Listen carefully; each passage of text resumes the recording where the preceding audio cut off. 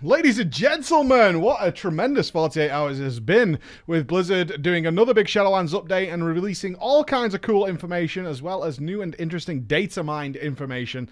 And once again, it does appear they are indeed listening to the community, at least in the most form, but they're still sticking to their guns in this kind of classic Blizzard stubborn way.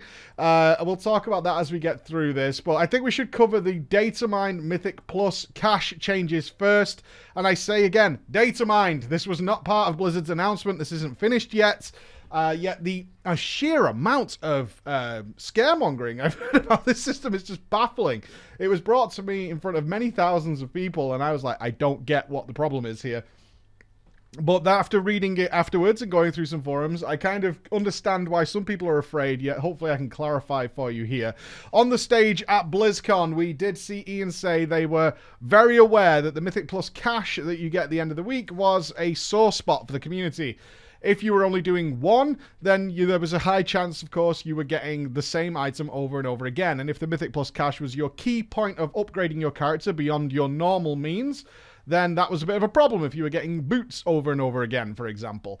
If you were able to get gear, then it was kind of a waste of time. You were hoping for that one in a hundreds of items roll of maybe getting something good, especially if your really good item didn't come from your other source of content.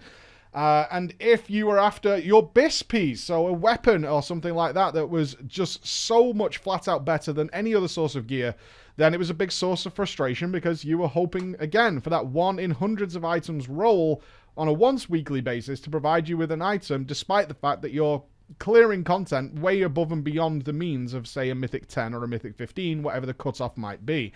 So, super frustrating for a lot of people. Blizzard's aware of it, and on BlizzCon stage they said, we're going to come up with some way of giving you a choice of maybe 3 items, and you get to pick one. And that way you should have better odds of getting something you actually want for your character. Something like that. So we have had to... Wowhead has managed to data mine, or at least Baratheus has managed to data mine the UI for this system. So this is what we're working with. We're working with the UI, and then Wowhead dug deeper and actually found some of the strings of code that are tied to this. So that is literally all we're working with here. But so far, this system should be universally better for absolutely everybody. And I mean that sincerely. Yeah, it has been a point of people going, no! So let's have a look at this UI screen and then we can see what it's saying. What this screen is showing us is there are 9 checkboxes. And every checkbox you complete provides another choice of an item. You still only get, and it says it right at the top of the UI, 1 item per week. The exact same as you do right now, and the exact same as you do in Legion. You still only get 1 item, but this time you get to choose that item. That's the difference. They're providing you more choices. So instead of it just being whatever is given to you, as it is right now, instead, when you go to your chest in BFA right now and open it, instead of it just having an item and you go, ah, crap, I got shit on again. This time around, it'll say, hey, here's a bunch of things. Which one do you want? And you get to pick one of those things. So you might go, oh, I don't want that, don't want that, don't want that. I do want that. I'll take that one. And on top of that, even if this chest, even if you get all 9 item options, you don't want any of them, they will still say, okay, you can take all this currency instead. Now, what is currency? We don't know, but it could be, or it should be, something that is relevant to the end game progression of your character. So that should be something like anima, it'll be something like resources, it might be legendary crafting materials, who knows? They may even give us a choice of currencies. That would be very nice. Okay, so what are the problems with this? Well, people are struggling to understand whether they have to do all of them.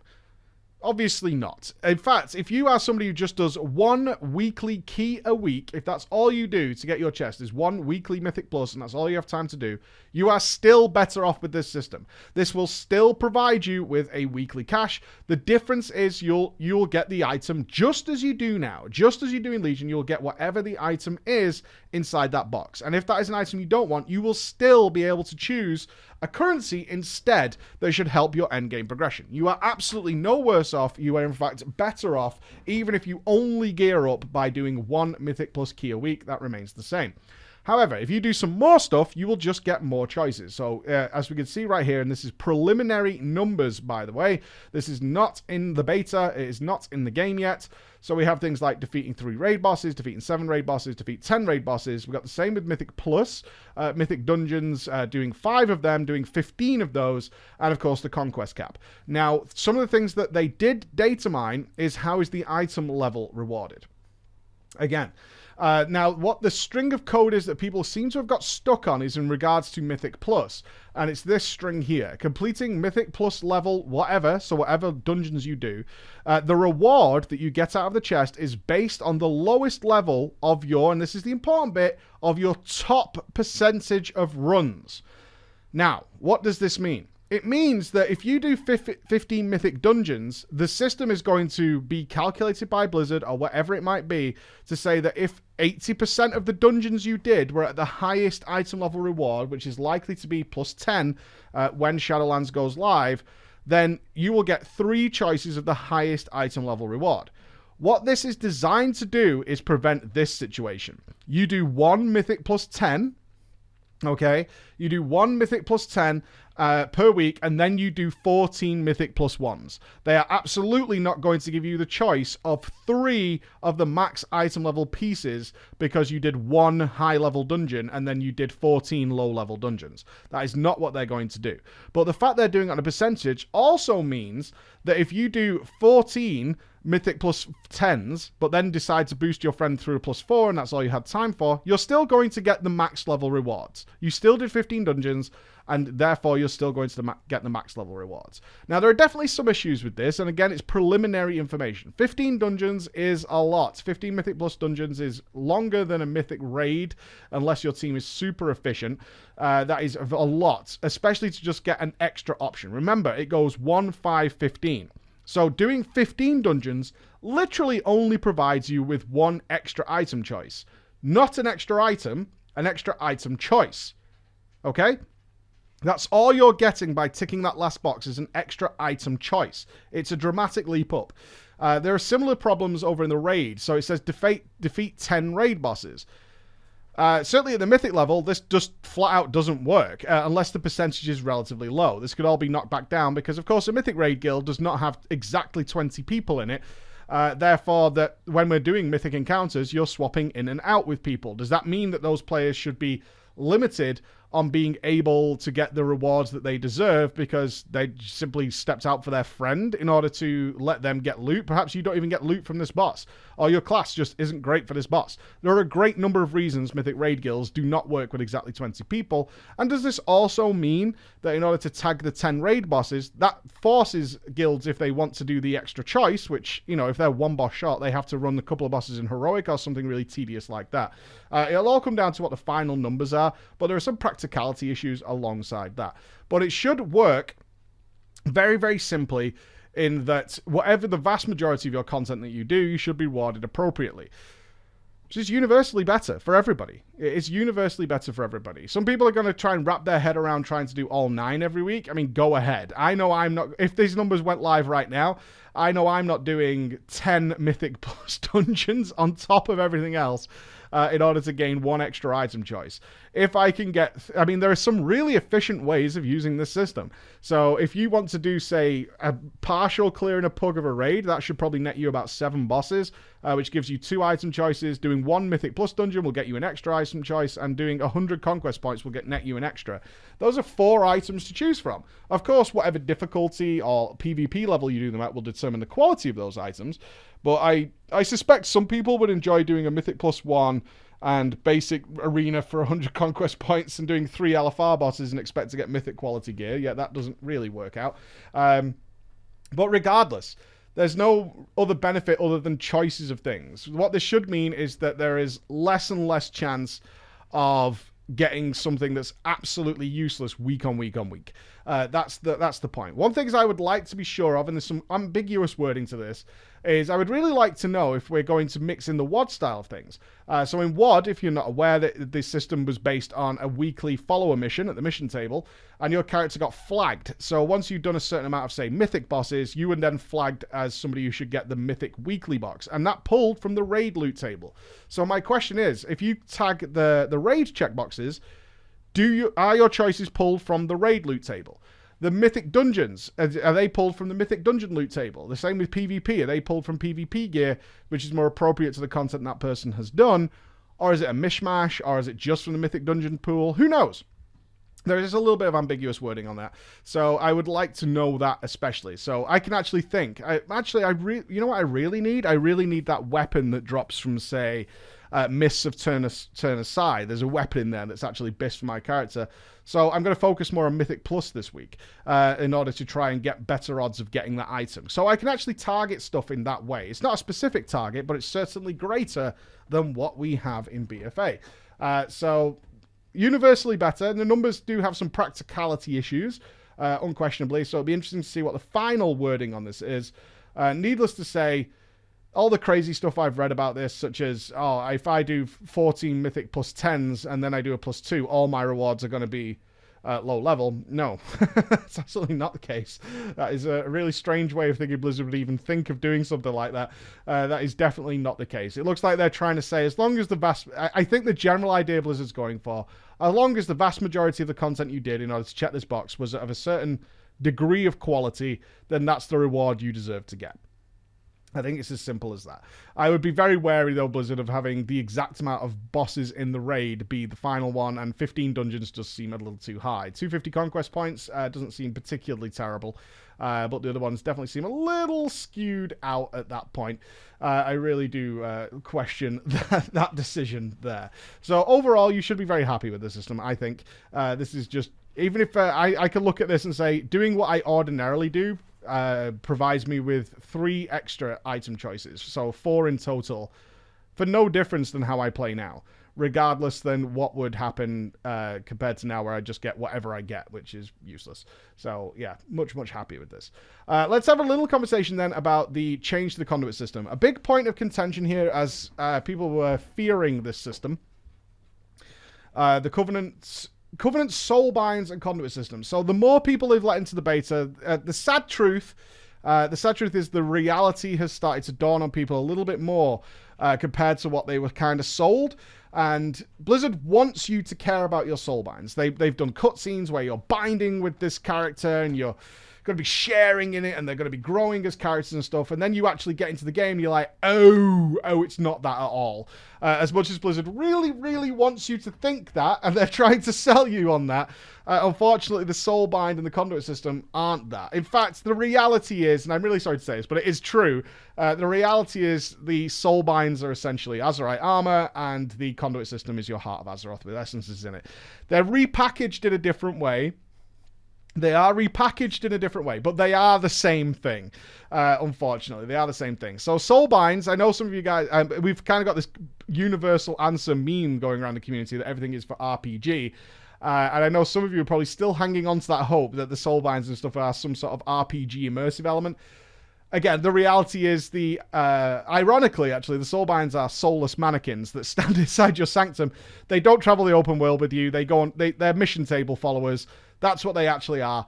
The only time you really see them, even in the really astounding Covenant Sanctum stories, has nothing to do with the Soulbinds. The Kyrians have some reference to the Soulbinds in terms of their weekly event. We're going to be covering that soon. In their boss rush event has some tie to the Soulbinds.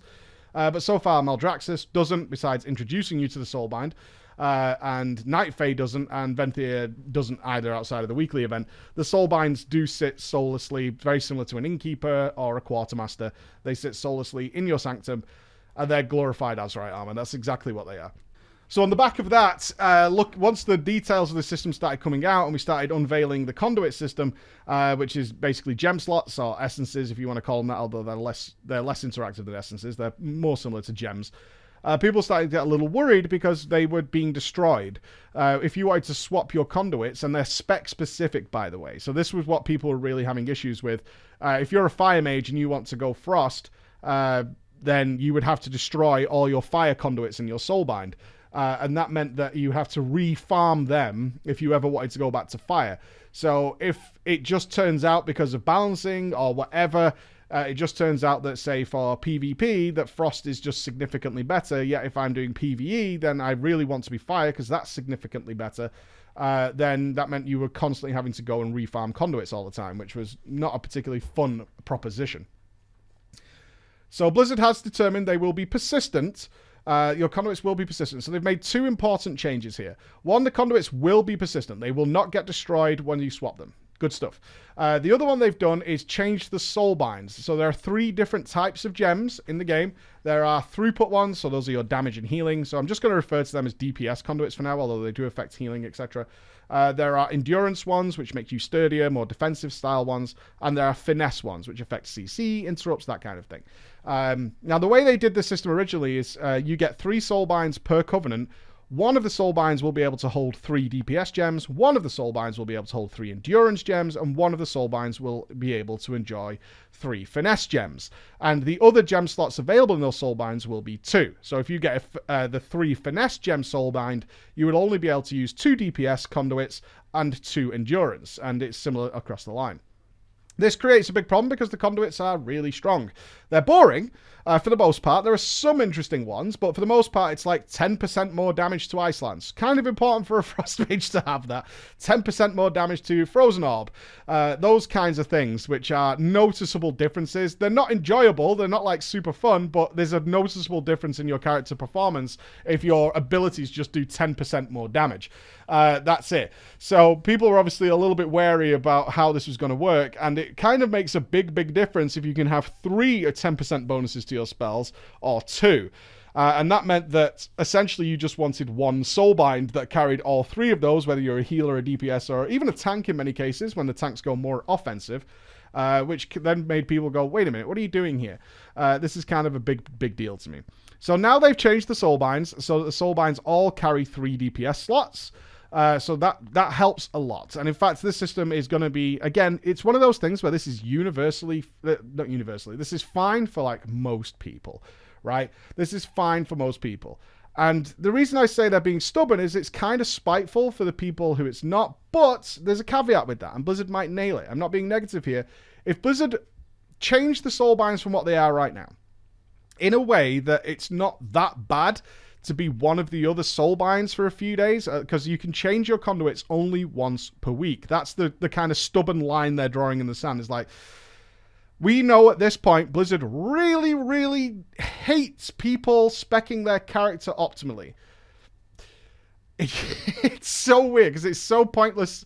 For me, it feels, and you guys know this, it feels like it affects nobody else, really, whether or not I have a 10% Frost Orb gem in, or not. Like, I don't see how anybody else in the world cares that whether I do that.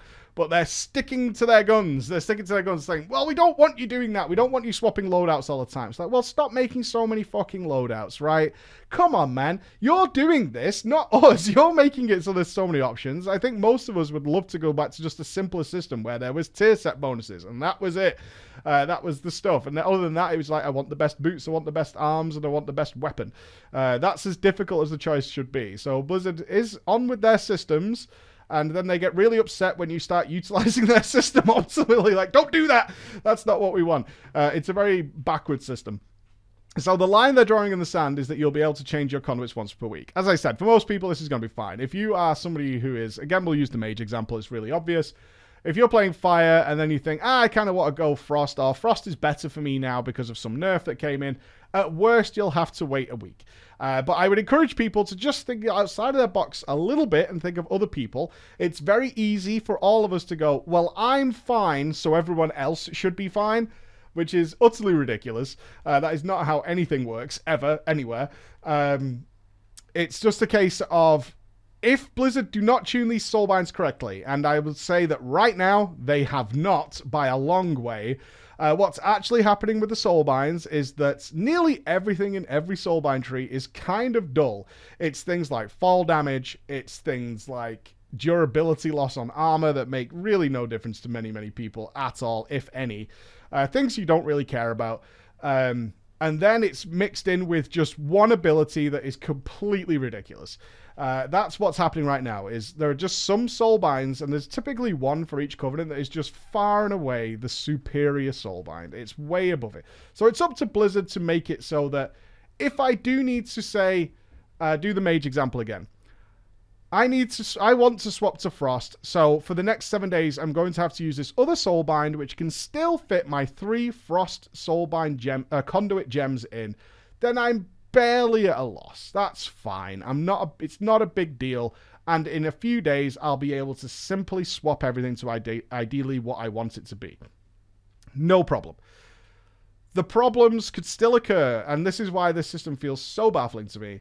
The problem is still there for those people who simply enjoy their class. And if Blizzard comes in with Soulbinds that are universally better, then the guy who enjoys healing in raids, DPSing in PvP or whatever, is just going to get screwed. And again, I ask, just because you're okay doesn't mean they're okay. Because it is really not fun just being like, well, you've put this arbitrary line in the sand that makes it that so many people don't notice it anyway. Yet for me, this is a big problem. And it's like, why bother? Why bother going like, okay, we're going, because this is how it feels like, okay, we get it. We're going to make it so they don't get destroyed. We agree, that sucks. And we're going to make it so you can spec out 3 Soulbinds. Fine, okay, we're going to do that. So we should be accommodating nearly everybody. But we're still going to say you can only do it once a week. Like, why? Who cares? Really, who cares? There's no RPG element to the Soulbinds at all. There's no conduit RPG element. It doesn't fit the mold. It just feels like a little bit like, well, we're still not going to do this. It feels almost childish at this point. But yeah, but we're not going to let you do this. It's like, why? Why not? Like, what's the problem?